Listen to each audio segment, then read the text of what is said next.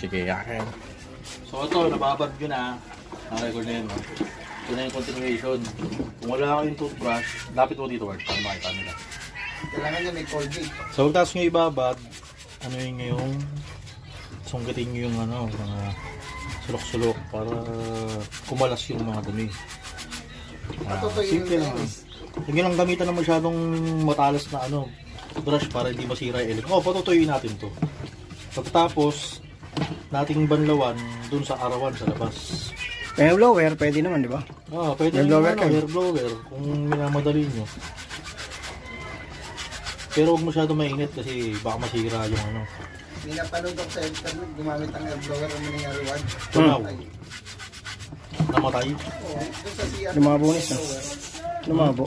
Medyo lumabo. Namaba, okay lang. Na ano siya, ward na kuryente. Ha? Na kuryente, ano ba yung CR? Hindi matao. Ayan, so tapos na nga ibabad. Ngayon, babanlawan na natin. So, ganito na lang. Ito lang yan. Ayan, so tapos na. Kailangan nyo na ng brush kasi panungkit dun sa mga hindi nyo maabot.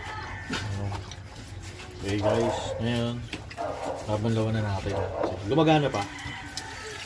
Gumagana pa yung dito. Yan na namin, kayang-kaya nyo rin ito gawin. Pinos lang natin, simpleng cleaning ng air filter ng RS150 para dun sa mga walang idea sa washable, yan, ganyan. Washable, mararamdaman nyo naman pag kung matatanggal yung sabon.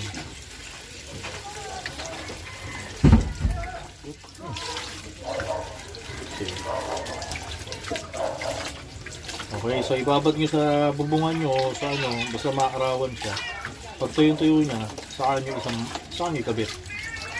Okay guys, so stop na muna, ipatouch nyo lang natin yung assembly mamaya. Patutuyuin muna natin.